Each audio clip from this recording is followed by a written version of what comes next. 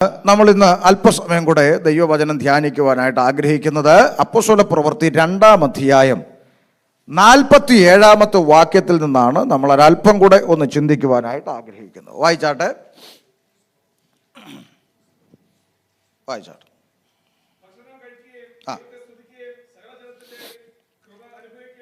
അടുത്ത വാക്യം. കർത്താവ് രക്ഷിക്കപ്പെടുന്നവരെ ദിനം പ്രതി സഭയോട് ചേർത്തുകൊണ്ടിരുന്നു. മതി. കർത്താവ് രക്ഷിക്കപ്പെടുന്നവരെ ദിനം പ്രതി സഭയോട് നമുക്കറിയാം, ഇത് ഒരു സുവിശേഷ യോഗമല്ല, ഇത് ഒരു സഭായോഗമാണ്. ദൈവകുഞ്ഞുങ്ങൾ ദൈവത്തെ ആരാധിക്കുന്ന ഇടമാണ്. ഇവിടെ ഏറെക്കുറെ എല്ലാവരും രക്ഷിക്കപ്പെട്ട ദൈവമക്കളാണ്. പുറത്തു നിന്ന് അങ്ങനെ ആ അനുഭവം ഇല്ലാത്തവരാരും ഇവിടെ ഉണ്ടെന്ന് എനിക്ക് തോന്നുന്നുമില്ല. അതുകൊണ്ട് തന്നെ ആമേൻ, കർത്താവ് രക്ഷിക്കപ്പെടുന്നവരെ ദിനം പ്രതി സഭയോട് ചേർത്തുകൊണ്ടിരുന്നു എന്നുള്ളതാണ് വായിക്കുന്നത്. എന്താണ് സഭ? നമുക്ക് സഭയെക്കുറിച്ചുള്ള അറിവ് എന്താണ് നമ്മൾ പഠിക്കേണ്ടതുണ്ട്. എന്താണ് സഭ? നമ്മൾ ചിലർ പറയും അസംബ്ലീസ് ഓഫ് ഗോഡ്, ചിലർ പറയും ചർച്ച് ഓഫ് ഗോഡ്, ചിലർ പറയും India Pentecostal church of God. പിന്നെ വേറെ കൂട്ടർ പറയും ഇതെല്ലാം ഓഫാണ്, ഞങ്ങൾ അങ്ങനല്ല, ഷാരോൺ, അത് ഓണ, മറ്റേതെല്ലാം of. Assemblies of God, church of God, India Pentecostal church of God, Sharon, അത് ഓണാന്നാണ് പറയുന്നത്. അപ്പോൾ ഇതെല്ലാം Sharon church, assemblies of God, IPC, അല്ലെങ്കിൽ പിന്നെ പിന്നെ പിന്നെ പിന്നെ ഇങ്ങനെ പുതിയതെല്ലാം ഉണ്ടല്ലോ. ഒരക്ഷരം ഇപ്പുറത്തോട്ട് മാറ്റി ഒരക്ഷരം ഇപ്പുറത്തോട്ട് ഇട്ട് കഴിയുമ്പോൾ അടുത്ത ചർച്ച് ഇത് തിരിഞ്ഞും മറിഞ്ഞും എല്ലാം കിടക്കുക. അപ്പോൾ എന്താണ് സഭ എന്ന ചോദ്യത്തിന് നമ്മൾ പറയും IPC, AG, church of God, Shalom, Sharon, ഇതൊന്നും സഭയല്ല. പിണങ്ങരുത്, പ്രസംഗം തീർന്നില്ലല്ലോ, അതുകൊണ്ട് പിണങ്ങരുത്. ഇത്രയും പറഞ്ഞ് നിർത്തുകയാണെങ്കിൽ ആ പ്രശ്നം. നിർത്തിയില്ല. ഇതൊന്നും സഭയല്ല, ഇതെല്ലാം സംഘടനകളാണ്, പ്രസ്ഥാനങ്ങളാണ്, സംഘടനകളാണ്. എന്നാൽ ഈ സംഘടനയ്ക്കകത്തെല്ലാം എന്തുണ്ട്? സഭയുണ്ട്. ആ സഭയെ ചേർക്കുവാനാണ് ആര് വരുന്നത്? കർത്താവ് വരുന്നത്. സഭ എന്താ നമുക്ക് പഠിക്കാം. സഭ എന്താന്നൊക്കെ നിങ്ങൾക്ക് അറിയാമെന്ന് എനിക്കും അറിയാം, എന്നാലും വേറെ ചില ചിന്തകളാണ് പറയുന്നത്. അപ്പോൾ IPC, AG, church of God, Sharon തുടങ്ങിയതെല്ലാം പ്രസ്ഥാനങ്ങളാണ്. ഈ പ്രസ്ഥാനങ്ങളിലെല്ലാം സഭയുണ്ട്. എന്നാൽ ഈ പ്രസ്ഥാനത്തെ ഉൾപ്പെട്ടവരെ കൊണ്ടുപോകാനല്ല യേശു വരുന്നത്. ആണോ? അല്ല, സഭയെ ചേർക്കാൻ. IPCക്കകത്ത് സഭയുണ്ട്. അപ്പോൾ തന്നെ പ്രസ്ഥാനത്തിൻ്റെ അകത്ത് കസേരയ്ക്ക് അടിക്കുന്നവരില്ലേ? ഇല്ലേ? ആരാധന കഴിഞ്ഞ് കർത്തൃമേശം കഴിഞ്ഞ് വിശുദ്ധ ചുംബനവും കൊടുത്തേച്ച് കസേര എടുത്ത് അടിക്കുന്ന കമ്മിറ്റിക്കാരില്ലേ? ഇല്ലേന്ന്? ഉണ്ട്. ഇവരെല്ലാം IPCയിലല്ലേ? ഇവരെല്ലാം AGയിലല്ലേ? ഇവരെല്ലാം ചർച്ച് ഓഫ് ഗോഡിലല്ലേ? ഈ കസേര കൊണ്ട് അടിക്കാൻ നിന്നവനെ കൊണ്ടുപോകാനാണോ കർത്താവ് വരുന്നത്? അല്ല. ഇതിലൊന്നും പെടാതെ സഭയുടെ ആഭ്യന്തര കാര്യങ്ങളിലോ സഭയുടേതായ മറ്റു വിധ കാര്യങ്ങളിലോ ഈ കമ്മിറ്റികളിലോ കസേരകളിലോ ഇതൊന്നിലും പെടാതെ എനിക്ക് എൻ്റെ കർത്താവിനെ ആരാധിക്കണം. ആമേൻ. എനിക്ക് കർത്താവിൻ്റെ വരവിൽ എടുക്കപ്പെടണം. ആമേൻ. വേർപാടോടുകൂടെ ജീവിക്കണം, വിശുദ്ധ ജീവിതം നയിക്കണം, വല്ലവിധേനം കാഹളനാദത്തിങ്കിൽ എടുക്കപ്പെടണം. അതുകൊണ്ട് കുറുകി ഞരങ്ങി കാത്തിരിക്കുന്ന കുറുപ്രാവിനെ പോലെ ആമേൻ കർത്താവിൻ്റെ വരവിനായി നോക്കി പാർത്തുകൊണ്ട് ജീവിക്കുന്ന ഒരു കൊച്ചു കൂട്ടം ഈ പറയപ്പെട്ട എല്ലാ ഡിനോമിനേഷൻ്റെ അകത്തുമുണ്ട്. അവരെ ചേർക്കുവാനാണ് കർത്താവ് വരുന്നത്. നമ്മൾ ആ കൂട്ടത്തിലാകണമെന്നാണ് പറയുന്നത്. സ്തോത്രം. നമ്മൾ ആ കൂട്ടത്തിൽ. അല്ലാതെ നമ്മൾ ഇവിടെ കമ്മിറ്റിക്കാർ തമ്മിലൊരു പ്രശ്നം ഉണ്ടാക്കി രണ്ടുപേർ അങ്ങോട്ടും ഇങ്ങോട്ടും അടി കൂടി ഉടനെ നമ്മൾ പറയാം ഞാനിനി ആ ചർച്ചിൽ പോ. അങ്ങനെ പറയുന്ന ആളുകളുണ്ട്. ശരി, പിന്നെ എവിടെ പോകാനാ? അപ്പുറത്തൊരു അവിടെ ഇതിനേക്കാൾ വലിയ അടിയാ. നമ്മളീ പ്രശ്നമില്ലാത്ത ഒരു ചർച്ച തിരക്കി നടക്കുകയാണോ? എന്നാ പിന്നെ ഞാൻ എപ്പോഴേ പോകണം ഇവിടുന്ന്? സത്യമാണ് ഞാൻ പറയുന്നത്. നമ്മൾ നമ്മൾ പലപ്പോഴും ആരെങ്കിലും എന്തെങ്കിലും മൂക്ക് വീർപ്പിച്ച് കാണിച്ചാൽ ഉടനെ നമ്മുടെ പിണക്കം യേശുവിനോടാ, അല്ലേ? ഞാൻ ഇനി അങ്ങോട്ട്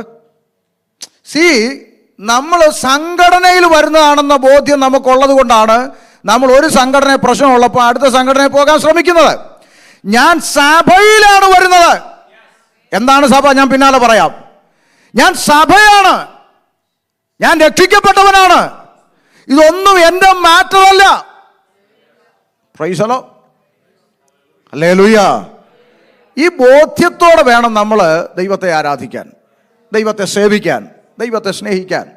അല്ലാതെ ഈ സഭയിലുള്ളവരെല്ലാം ദൂതന്മാരാ, വിശുദ്ധന്മാരാ, പെർഫെക്റ്റാ, ഒരു പ്രശ്നവുമില്ല ചർച്ചിനകത്ത്, അങ്ങനെയൊന്നും നമുക്ക് പറയാൻ പറ്റത്തില്ല. ഒരർത്ഥത്തിൽ പറഞ്ഞാൽ നോഹയുടെ പെട്ടകം ഒന്ന് ചിന്തിച്ച് നോക്ക്. നോഹയുടെ പെട്ടകം, നോഹ അതിൻ്റെ അകത്ത് കിടക്കുക അല്ലേ?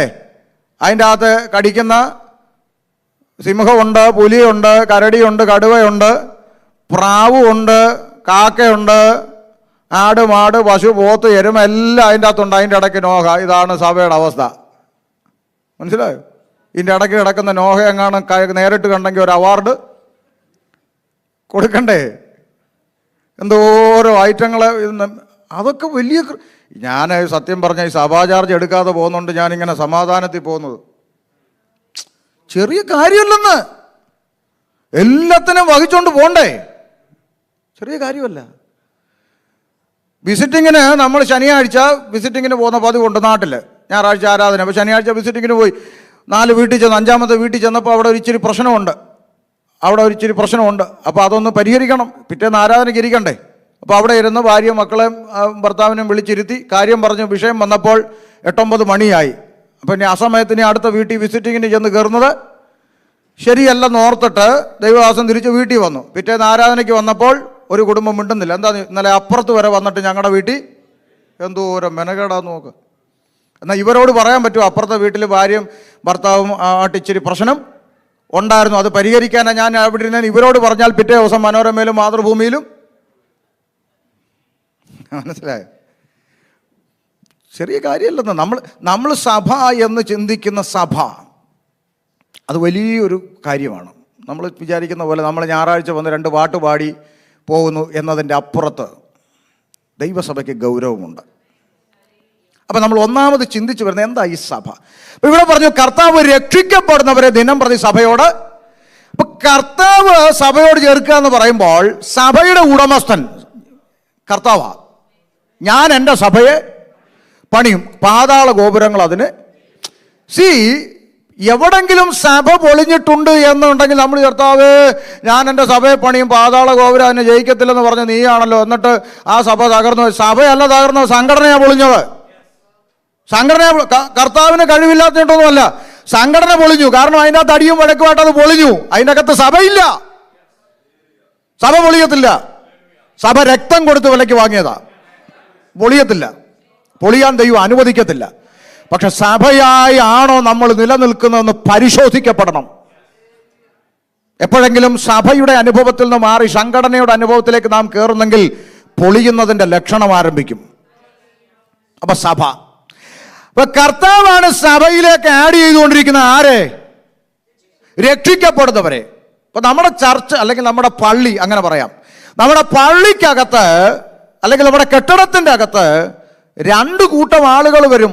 ഒന്ന് രക്ഷപ്പെടാൻ വരുന്നവര്, 2 രക്ഷിക്കപ്പെടുന്നവര്. രക്ഷിക്കപ്പെടുന്നവരെ ആര് കൊണ്ടുവരുന്നത്? കർത്താവ് കൊണ്ടുവരും, ദൈവാത്മാവ് കൊണ്ടുവരുന്നത്. രക്ഷിക്കപ്പെടുന്നവരെ ആ സഭയോട് ചേർക്കുന്നത്. രക്ഷപ്പെടാൻ വരുന്നവരുണ്ടല്ലേ. മറ്റേ സുമതി പെന്തക്കോസിൽ പോയി രക്ഷപ്പെട്ടു, രമണിയും പോയി രക്ഷപ്പെട്ടു, നമുക്കും ഒന്ന് പോണം എന്ന് പറഞ്ഞ് വരുന്നവരുണ്ട്. അങ്ങനെ വരുന്നവരുണ്ട്.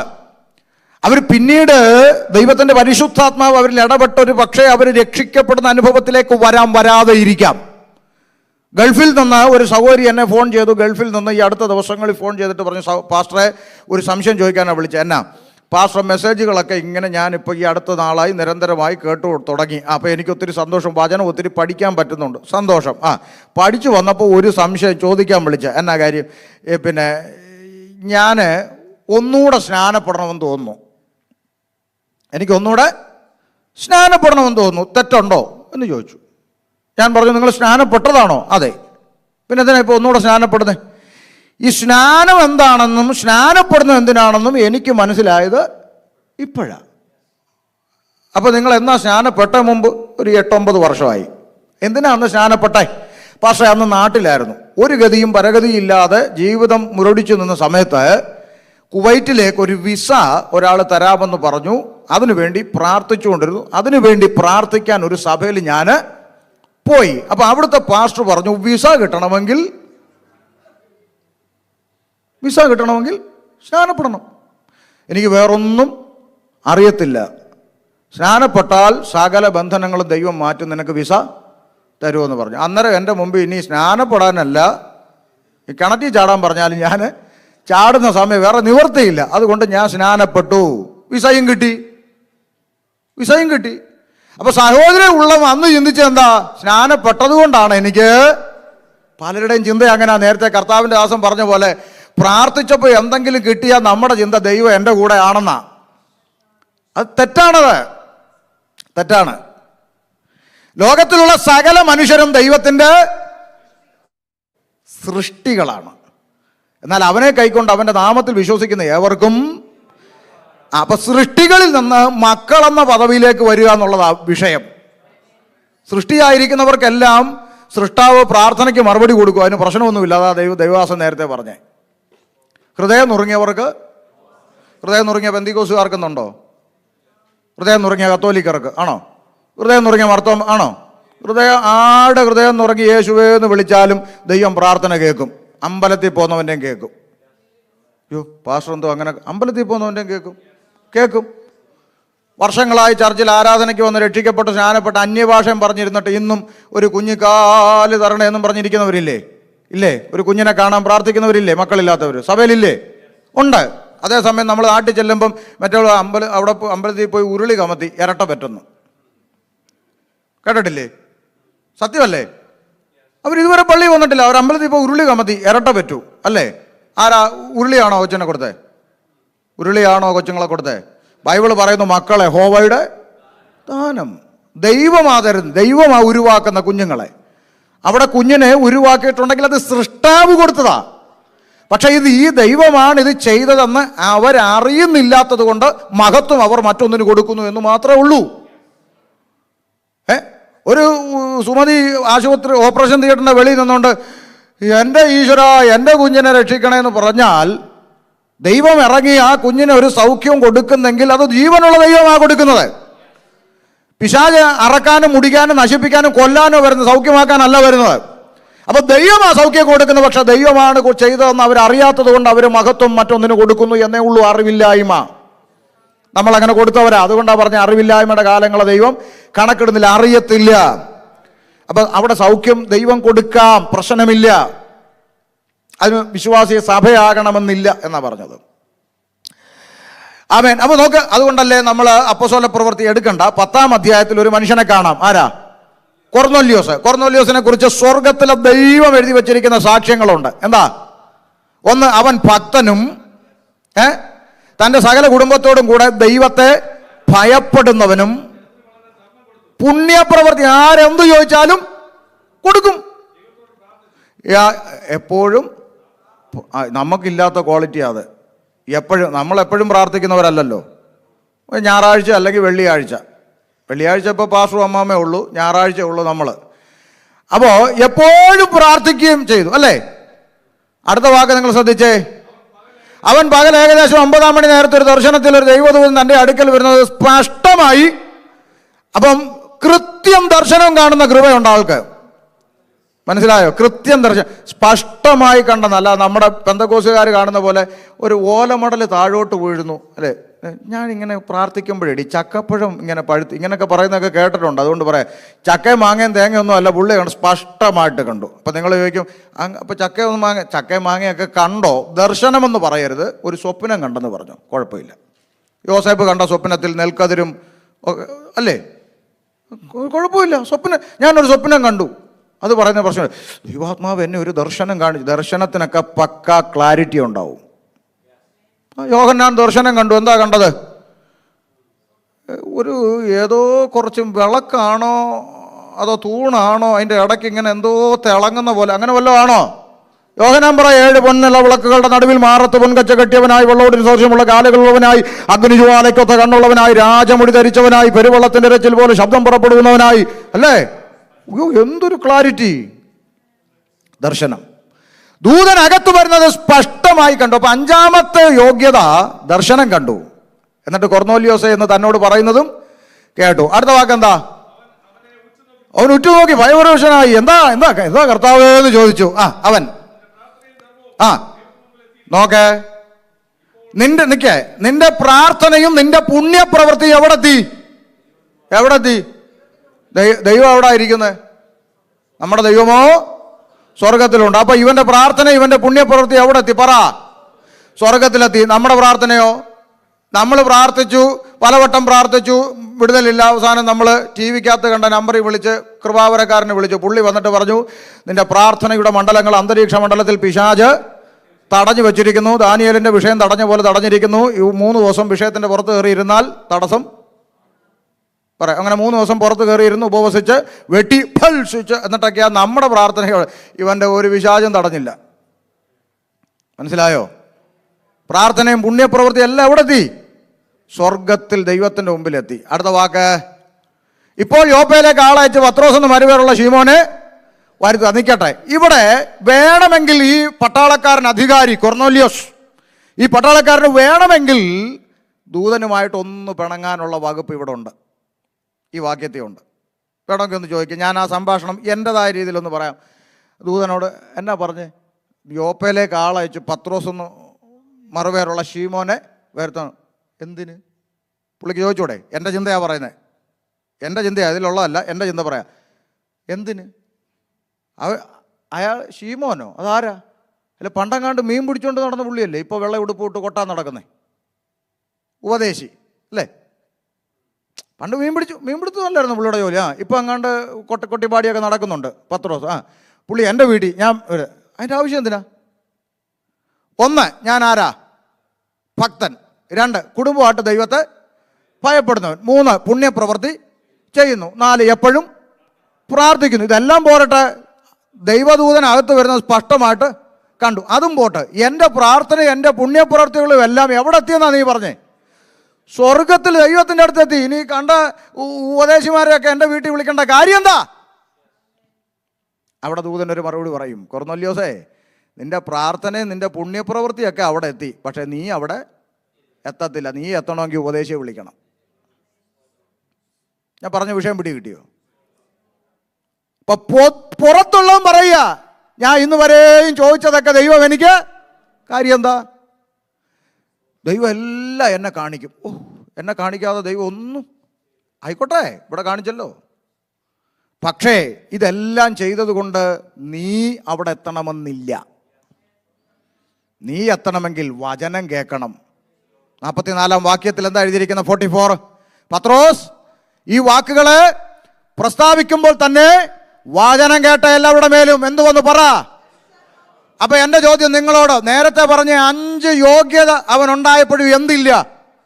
പരിശുദ്ധാത്മാവില്ല. അപ്പൊ ഈ 5 യോഗ്യത ഉള്ളത് കൊണ്ട് അവനിൽ പരിശുദ്ധാത്മാവ് ഉണ്ടാകണമെന്നില്ല. അതാ നമ്മളെക്കാളും നല്ല പ്രവൃത്തി ചെയ്യുന്ന ആളുകൾ ഈ സമൂഹത്തിലുള്ള ഉണ്ടാകാൻ കാരണം. അതുകൊണ്ട് അവന് ഈ പരിശുദ്ധാത്മാവ് ഉണ്ടാവണമെന്നില്ല. മനസ്സിലായോ? പരിശുദ്ധാത്മാവ് അവൻ്റെ മേൽ വന്നപ്പോൾ അവരെല്ലാവരും രക്ഷയിലേക്കും സ്നാനത്തിലേക്കും നയിക്കപ്പെടുന്ന രംഗമാണ് നമ്മൾ അവിടെ കാണുന്നത്. അപ്പോഴാണ് ആ വ്യക്തി നിത്യതയ്ക്ക് അവകാശിയായി മാറുന്നത്.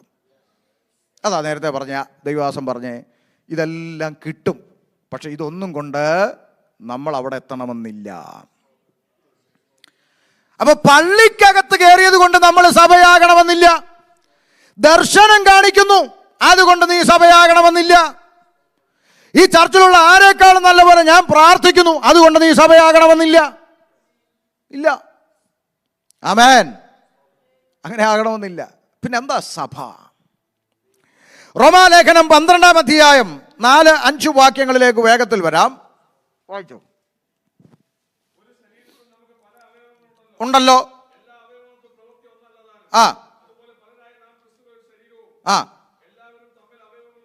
സഭയായിട്ട് മാറണമെങ്കിൽ ഒരു കാഴ്ചപ്പാടുണ്ട്. എന്താണ് സഭ എന്നാൽ? യേശു ക്രിസ്തുവിന്റെ ശരീരം. ആമേൻ. നാം അതിൻ്റെ പാർട്ടായിരിക്കുന്ന അവയവങ്ങൾ. അത് ചെറിയ കാര്യമല്ലത്. സ്തോത്രം. എന്താ സഭ? കൊരിന്ത് ലേഖനത്തിൽ പൗലോസ് ലേഖ അല്പം കൂടെ വിശദീകരിച്ചു. 1 കൊരിന്തി 12-ാം അധ്യായം 12 മുതൽ നമുക്കൊന്ന് അല്പം ധ്യാനിക്കാം. ആ ആ ആ ക്രിസ്തു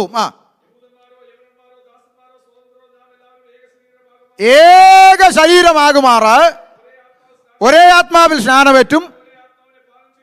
അടുത്തത്, ശരീരം ഒരവയവമല്ല, പല അവയവങ്ങൾ ഒരു ശരീരത്തിൻ്റെ അകത്തുണ്ട്. ഇല്ലേ? ഉണ്ടോ? അതാ സഭ. ക്രിസ്തു എന്ന ശരീരവും നാം ആ ശരീരത്തിൻ്റെ. അങ്ങനെ ആണോ അല്ലയോ എന്ന് നമുക്കിപ്പോൾ എങ്ങനെ മനസ്സിലാക്കാൻ പറ്റും? അടുത്ത വാക്ക്, ഞാൻ കൈ അല്ലായക കൊണ്ട് ശരീരത്തിലുള്ളതല്ല എന്ന് കാൽ പറയുന്നെങ്കിൽ വരുവോ പറ.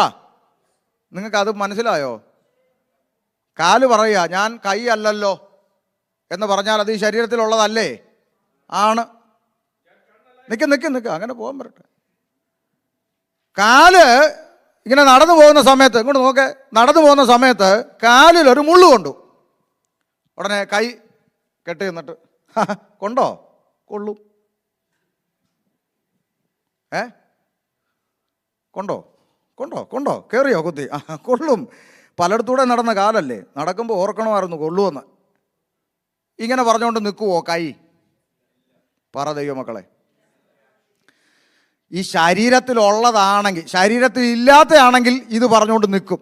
ശരീരത്തിലുള്ളതാണെങ്കിൽ കൊള്ളുന്ന നിമിഷം കൈ പാഞ്ഞു വന്ന് ആ മുള്ളെടുത്ത് കളഞ്ഞ ആ മുറിവിന് വൈദ്യം ചെയ്യും സഭയിൽ ഒരുത്തനൊരു പ്രതികൂലം വന്നാൽ അവൻ ആ ശരീരത്തിൻ്റെ ഭാഗമായിട്ടുള്ളവനാണെങ്കിൽ അവൻ ഓടി അതിന് വൈദ്യം ചെയ്യാൻ ശ്രമിക്കത്തേ ഉള്ളൂ. മാറി നിന്നേച്ച് എന്തോ കാര്യമായ കുഴപ്പം വന്നുകൊണ്ടാണ് അവർക്ക് ഈ രോഗം. നമ്മൾ പറയുന്ന കമൻ്ററിയാ.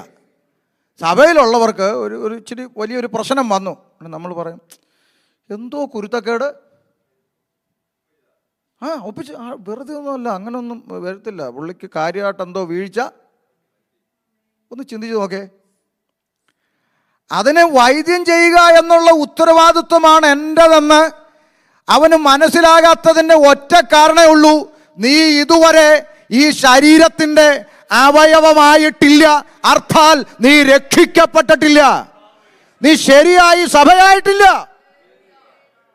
Price the Lord. നടക്കാൻ ഉപയോഗിക്കുന്ന അവയവമാണ് കാല്. ആ ഉപയോഗം കൈ കൊണ്ടില്ലാത്തത് കൊണ്ട് കൈ ശരീരത്തിലുള്ളതല്ലേ? അതെ.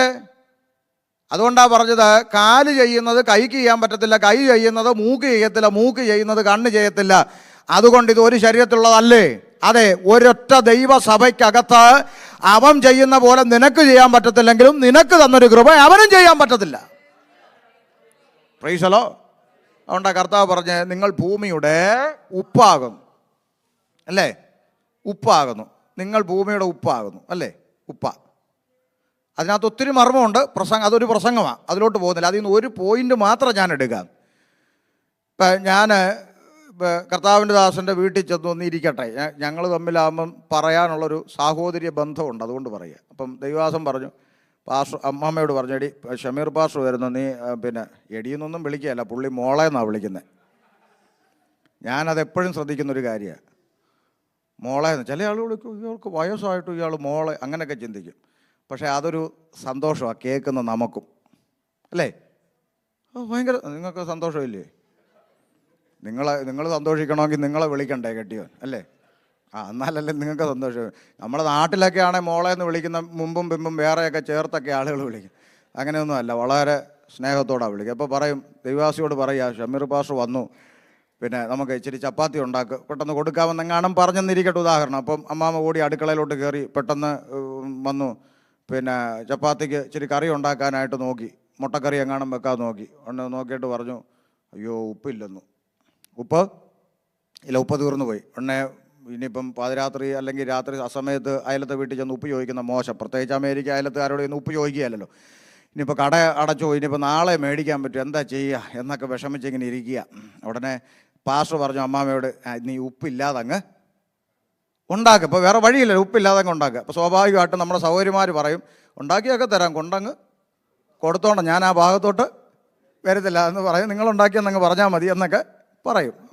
അപ്പോൾ പാസ്റ്ററും ആകെ വിഷമത്തിലായിട്ട് ഇങ്ങനെ അടുക്കളയിലോട്ട് നോക്കിയപ്പോൾ അവിടെ ഇങ്ങനെ നിരന്നിരിക്കുന്നു മുളക് പൊടി, മഞ്ഞപ്പൊടി, മല്ലിപ്പൊടി, അല്ലേ, കടുക്, ഉലുവ, പെരുംജീരകം, വെളുത്തുള്ളി, ചുവന്നുള്ളി തുടങ്ങിയ ഐറ്റങ്ങളെല്ലാം ഇരിക്കുകയാണ്. ഉടനെ പാസ്റ്റർ അങ്ങോട്ട്, നീ മനുഷ്യനെ വെറുതെ പേടിപ്പിക്കാനായിട്ട്, ഇന്ന് ഒരു ദിവസം ഒരു നേരം ഒരാൾക്ക്, ഒന്നുകൂടെ പറയാം, ഇന്ന് ഒരു ദിവസം ഒരു നേരം ഒരാൾക്ക്, ഇതിലേതെങ്കിലും ഇട്ട് നിനക്കൊന്ന് അഡ്ജസ്റ്റ് ചെയ്തൂടെ?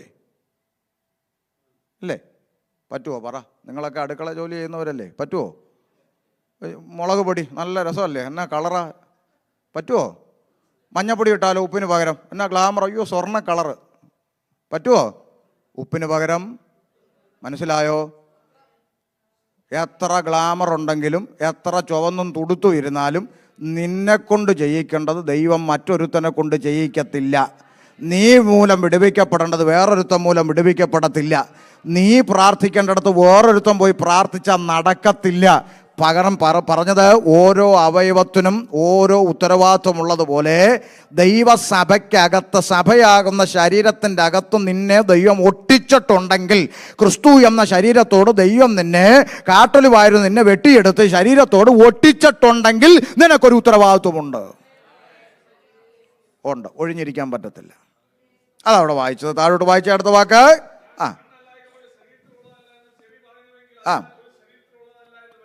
കണ്ണല്ല, ഞാൻ ചെവിയാ, എനിക്ക് കാണാനൊന്നും പറ്റത്തില്ല. ചെവി പറയാം, എനിക്കൊന്നും കാണാൻ പറ്റത്തില്ല, ഞാൻ ചെവിയാ, എനിക്ക് ചെവിയുടെ പരിപാടിയേ ഉള്ളൂ എന്ന് പറഞ്ഞാലും നീ ശരീരത്തിലുള്ളതാണെങ്കിൽ ചെവിക്കകത്തൊരു വണ്ട് കയറിയാൽ ചെവിയിൽ നിന്നാണോ കണ്ണുനീര് വരുന്നേ? പറ, നിങ്ങൾക്ക് അതിൻ്റെ ആഴം പിടി കിട്ടുന്നുണ്ടോ? ചെവി പറയുക, ഞാൻ കണ്ണല്ല, എനിക്കൊന്നും കാണാൻ പറ്റത്തില്ലെന്ന് പറഞ്ഞ് പുള്ളി ഇങ്ങനെ ഇരിക്കുന്ന സമയത്ത് ചെവിക്കകത്തോട്ടൊരു വണ്ട് കയറിപ്പോയി. ചെവിയിൽ നിന്നാണ്, ഇപ്പുറത്തെ ചെവിയിൽ നിന്നാണോ കണ്ണുനീര് വരുന്നത്? പറ. കണ്ണാ നിറയുന്നത്, കണ്ണീൽ നിന്നാണ് കണ്ണുനീര് വരുന്നത്. ഈ പുള്ളി പറഞ്ഞു ഞാൻ അതുമായിട്ടൊരു ബന്ധവും ഇല്ലെന്ന് പറഞ്ഞു, പക്ഷെ കരയുന്നത് കണ്ണാ. അതാ സഭ, അതാകണം സഭ. ക്രിസ്തു എന്ന ശരീരത്തിൻ്റെ അകത്തെ അവയവങ്ങളായി നിൽക്കുന്ന സഭ. Price the Lord. അടുത്ത വാക്ക്.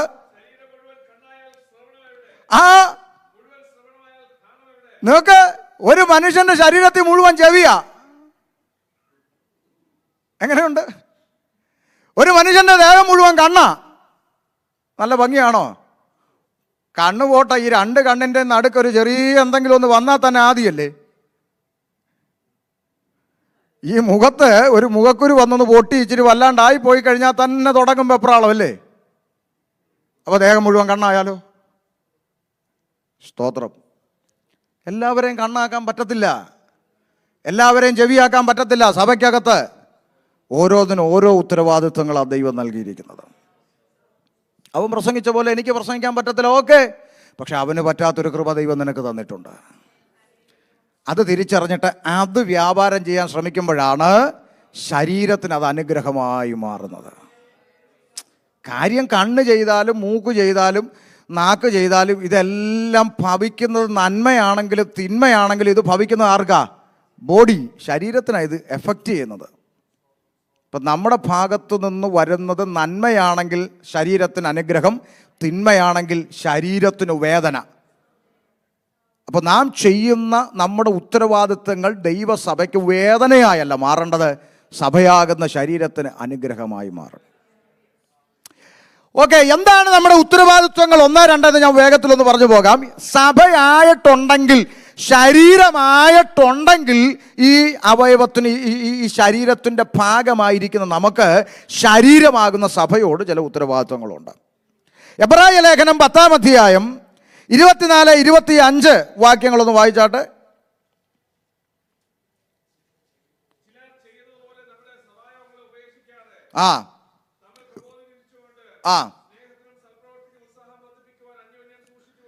ചിലര് ചെയ്യുന്ന, എല്ലാവരും പറഞ്ഞില്ലല്ലോ, ചിലര് ചെയ്യുന്ന പോലെ സഭായോഗങ്ങൾ ഉപേക്ഷയായി. സഭ നിൽക്കട്ടെ, സഭായോഗം എന്ത് ചെയ്യരുത്? സ്തോത്രം. നമ്മുടെ ശരീരത്തിൽ നിന്ന് ഒരു കൈ വെട്ടിയെടുത്ത് ഷോക്കേഴ്സിൽ വെച്ച് നമ്മൾ ആരാധനയ്ക്ക് വന്നാൽ എങ്ങനെ ഇരിക്കും? പറ. കൈ മുറിച്ചെടുത്ത് ചോക്കെഴുതി വെച്ചു. എന്നിട്ട് നമ്മൾ ചർച്ചയിൽ വന്നിരിക്കുക. എങ്ങനെ ഇരിക്കും? ഈ ശരീരത്തിൽ നിന്ന് ഒരവയവവും മുറിഞ്ഞു മാറിയിരിക്കരുത് എന്നാണ് പറഞ്ഞത്. സഭായോഗത്തിന് വരുമ്പോൾ എല്ലാവരും വരണം, ഒന്നും മാറിയിരിക്കരുത്. കഷ്ടകാലത്തിന് ഗതികേടിനൊരു കൊറോണ വന്ന് പെട്ടതുകൊണ്ട് പലതും ഇന്നും സൂമിൽ നിന്ന് ഇറങ്ങിയിട്ടില്ല, ഓൺലൈനിൽ ഒട്ടിപ്പോയി. പ്രീശലോ, ഓൺലൈനിൽ ഒട്ടിപ്പോയി. ഒരു ശരീരത്തിൻ്റെ അവയവം, കണ്ണ് ഫിലദൽഫിയയിൽ, കാല് ന്യൂയോർക്കിൽ മുറിച്ച് മാറ്റി വെച്ചിട്ട് ഈ അവയവങ്ങളൊന്നും ഇല്ലാത്ത ഒരു ശരീരം ഇവിടെ നിൽക്കുക. നിങ്ങൾ ചിന്തിച്ചു നോക്കേ, അങ്ങനെ ചിന്തിച്ചു നോക്കേ. ഓക്കെ, ഒരു പ്രത്യേക സാഹചര്യത്തിൽ അങ്ങനെ ഉണ്ടായി, അത് കഴിഞ്ഞു, ദൈവം വിടുവിച്ചില്ലേ? എന്നാലും ഇന്നും എവിടെ ഒട്ടിപ്പോയി? ഓൺലൈനിൽ ഒട്ടിപ്പോയെന്ന്. എന്നാൽ വേദപുസ്തകം പറ അങ്ങനല്ല. സഭായോഗം ഉപേക്ഷയായി വിചാരിക്കരുത്, സഭായോഗം ഉപേക്ഷിക്കരുത്. ഒരു ദൈവവൈതൽ രക്ഷിക്കപ്പെട്ടവനാണെങ്കിൽ ആ രക്ഷിക്കപ്പെട്ട ആ വ്യക്തിയെ സംബന്ധിച്ച് അപ്പോസ്തല പ്രവൃത്തി 2-ാം അധ്യായം 47 നമ്മൾ കുറിവാക്യം വായിച്ചെങ്കിലും അതിൻ്റെ 42-ാം വാക്യം എന്താ വായിച്ചത്? 42. അവർ അപ്പോസ്തലന്മാരുടെ ഉപദേശം കേട്ടു. അടുത്തത് കൂട്ടായ്മ ആചരിച്ചു. രക്ഷിക്കപ്പെട്ടവന് കൂട്ടായ്മയുണ്ടെന്ന്. സ്തോത്രം. എന്തൊരു കാരണം കൊണ്ടും ഭൗതികമായ എന്തെങ്കിലും നേട്ടം കിട്ടുകൊണ്ടും സഭായോഗം ഉപേക്ഷിക്കരുത്. Price the Lord. നാട്ടിൽ കാണുന്നൊരു ചിത്രമുണ്ട്. ഒരുത്തൻ വന്നിരുന്ന് കരയും, പ്രാർത്ഥിക്കും. എൻ്റെ പാസ്റ്ററെ, ഒരു സെൻറ്റ് വസ്തുവില്ല, ഒരു വീടില്ല, പ്രാർത്ഥിക്കണം. ഇനി ഞാൻ കുടുംബക്കാരുടെയും ബന്ധുക്കാരുടെയും ഒക്കെ നടുവിൽ നിന്ന് ഇറങ്ങി ഒറ്റപ്പെട്ടു, ഇനി അവരുടെ മുഖത്ത് നോക്കാൻ പറ്റത്തില്ല, എനിക്ക് വയ്യ. ദൈവദാസൻ പറഞ്ഞു, ഭാരപ്പെടണ്ട, പ്രാർത്ഥിക്കാം. സഭയായി പ്രാർത്ഥിച്ചു. ഈ മനുഷ്യന് വേണ്ടി ദൈവദാസൻ 3, 7, 21 കുത്തിയിരുന്നു, ഉപവസിച്ചു, കരഞ്ഞു, നിലവിളിച്ചു, പ്രാർത്ഥിച്ചു. സഭ ഒന്നടങ്കം നിലവിളിച്ചു. 1 സെൻറ്റ് വസ്തുവില്ലാത്തവന് ദൈവം 1 ഏക്കർ റബ്ബർ കൊടുത്തു. ദൈവത്തിൻ്റെ കരുണ, 1 ഏക്കർ റബ്ബർ കൊടുത്തു. ഇപ്പോൾ ഉപവാസം വെച്ചാൽ പുള്ളിക്ക് നേരമില്ല, റബ്ബർ വെട്ടാൻ പോകണം. മനസ്സിലായോ നിങ്ങൾക്ക്? ഇതില്ലാത്തൊരു കാലത്തെക്കുറിച്ച് ആൾ ഓർക്കുന്നില്ലെന്ന്. വല്ലപ്പോഴും ഒന്ന് തിരിഞ്ഞു നോക്കിയാൽ നമുക്ക് ദൈവത്തെ ആരാധിക്കാൻ തോന്നും. രാത്രി മുഴുവൻ അധ്വാനിച്ചു, ഒരു നത്തോലി പോലും കിട്ടിയില്ല എന്ന് പറഞ്ഞ് വല കഴുകിക്കൊണ്ട് നിൽക്കുന്ന പത്രോസ്. നിങ്ങൾക്കറിയാവുന്ന വിഷയമാണ്. പത്രോസ് വല വീണു. ആ പടകുകളിൽ യേശു അടുത്ത് വന്നു. ശിമോൻ ഉള്ളതായ ഒന്നിൽ കയറി കരയെന്ന് അല്പം നീക്കാൻ പറഞ്ഞു. അങ്ങോട്ട് നീക്കി. അവൻ സംസാരിച്ച് തീർന്നപ്പോൾ അവൻ ശിമോനോട് ആഴത്തിലേക്ക് നീക്കി മീൻപിടുത്തത്തിന് വല ഇറക്കുമെന്ന് പറഞ്ഞു. അവൻ അങ്ങനെ ചെയ്തപ്പോൾ പെരുത്ത മീൻകൂട്ടം അകപ്പെട്ടു, വല കീറാറായി. അടുത്തുള്ള പടകിലുള്ളവരെ സഹായിപ്പാൻ മാടി വിളിച്ചു. അവരും വന്ന് പടക് 2 മുങ്ങുമാറാകുവോളം വേണ്ടുവോളം നിറച്ചു. നിങ്ങൾ ചിന്തിച്ചേ, ഒരു നത്തോലി പോലും ഇല്ലാതെ നിന്ന് വല കഴിയുക. ഹൃദയത്തിൻ്റെ അകത്ത് ഭാരം. നാളെ ബ്ലേഡുകാരൻ എന്തോ കൊടുക്കും? ബ്ലേഡുകാരൻ, പലിശക്കാരൻ ആരാ? സക്കായി. ഇവൻ എന്ത് കൊടുക്കും? വീട്ടിലെ കാര്യങ്ങൾ എങ്ങനെ നടക്കും? മക്കളുടെ കാര്യം എങ്ങനെ? ഇതെല്ലാം ചിന്തിച്ച് ഭാരപ്പെട്ടുകൊണ്ട് നിൽക്കുമ്പോഴാണ് കർത്താവ് വരുന്നു, പടക് വിട്ടു കൊടുക്കുന്നു, പ്രസംഗിക്കുന്നു. എല്ലാം കഴിഞ്ഞ് ഒരു നത്തോലി പോലും ഇല്ലാത്തവൻ്റെ പടകിൽ ഇപ്പം നെമ്മീൻ ചൂര കടന്ന് പടക്കുക. അവിടെ ഒരു വാക്യമുണ്ട്. ശിമോൻ പത്രോസ് ഇത് കണ്ടിട്ട് പറ, യേശുവിൻ്റെ കാൽക്കൽ നമ്മളെ കാണുവാണ് എങ്ങോട്ട് വീഴും? പറ, സത്യസന്ധമായി പറ, കള്ളം പറയാതെ. നമ്മളാണ് എങ്ങോട്ട് വീഴും? നത്തോലി പോലും ഇല്ലാതിരുന്ന സ്ഥാനത്ത് നെമ്മീൻ ചൂര കടന്ന് അങ്ങോട്ട് പട്ടയ്ക്കുക. മറ്റുള്ളവരെല്ലാം ഉണ്ടോ പത്രോസിൻ്റെ വല ചാകര, നമ്മളെങ്ങോട്ട് വീഴും? അങ്ങോട്ട് മീൻ്റെ നെഞ്ചത്തോട്ട് അങ്ങോട്ട് വീണ്ടും ഇങ്ങനെ കിടക്കും. നത്തോലി പോലും ഇല്ലാത്തവൻ്റെ പടകിൽ നെമ്മീൻ ചൂര പടച്ചപ്പോൾ പത്രോസ് മീൻ്റെ പുറത്തോട്ടല്ല നെഞ്ചും തല്ലി വീണത്, അത് തന്നവൻ്റെ കാൽക്കൽ വീണു. Price the Lord.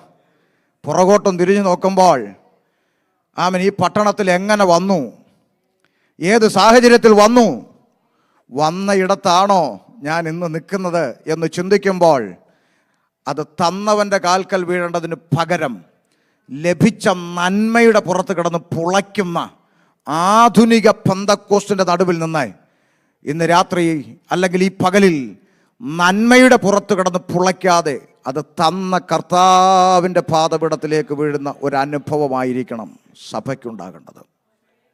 ഹല്ലേലൂയ. അവിടെ കിടക്കട്ടെ, അതുണ്ടല്ലോ, നന്മ അവിടെ ഉണ്ടല്ലോ, അവിടെ കിടക്കട്ടെ. അത് തന്ന കർത്താവിൻ്റെ കാൽക്കൽ കിടക്കുന്ന അനുഭവം. നമുക്ക് പലതും ലഭിക്കുമ്പോൾ നമ്മൾ കർത്താവിൽ നിന്ന് മാറിപ്പോകുന്ന അനുഭവങ്ങളുണ്ട്. എന്നാൽ ബൈബിൾ പറയാണ് സഭായോഗം ഉപേക്ഷിക്കരുത്. അത് ഗൗരവമുള്ളൊരു വിഷയമാണ്. സഭ ക്രിസ്തുവിൻ്റെ ശരീരം. ശരീരം എവിടെ കൂടുന്നോ അവിടെ അവയവങ്ങളെല്ലാം ഉണ്ടായിരിക്കണം. വൈകല്യമുള്ള ശരീരമാകരുത്, അംഗവൈകല്യമുള്ളതാകരുത്. സഭ കൂടി വരുമ്പോൾ, രക്ഷിക്കപ്പെട്ടവരെല്ലാം കൂടി വരുമ്പോഴാണ് ശരീരം അതിൻ്റെ പൂർത്തീകരണത്തിലേക്ക് വരുന്നത്. ഒരിക്കലും സഭായോഗം ഉപേക്ഷിക്കരുത്.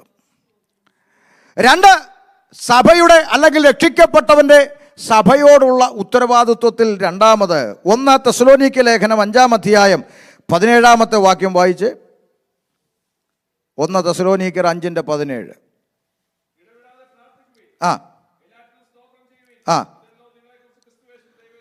ഇതാണ് സഭയെ നിങ്ങളെക്കുറിച്ച് ദൈവത്തിനൊരു ഇഷ്ടമുണ്ട്. നിങ്ങൾ ഇടവിടാതെ എന്ത് ചെയ്യണം? പ്രാർത്ഥിക്കണം. പ്രാർത്ഥിക്കണം. സഭയ്ക്കൊരു ഉത്തരവാദിത്വമുണ്ട്. ദൈവസഭ എന്ന് പറയുന്ന ക്രിസ്തുവിൻ്റെ ശരീരം, ആ ശരീരത്തിൻ്റെ അവയവമായിരിക്കുന്ന എനിക്ക് ഈ ദൈവസഭയെക്കുറിച്ചൊരു ഉത്തരവാദിത്വമുണ്ട്. സഭയ്ക്കായി പ്രാർത്ഥിക്കുവാനുള്ള ഉത്തരവാദിത്വം. നമ്മളൊന്ന് ആത്മാർത്ഥമായിട്ട് മനസ്സിൽ നമ്മളൊന്ന് ചിന്തിച്ച് നോക്കിയേ. നമ്മൾ സഭയാം കുടുംബത്തിന് വേണ്ടി നമ്മൾ എത്ര പ്രാർത്ഥിക്കാറുണ്ട്? Praise the Lord. പൗലോസ് പറഞ്ഞൊരു വാചകമുണ്ട്, കൊലോസ്യ ലേഖനം 4-ാം അധ്യായം 2, 3, 4 വായിച്ച്.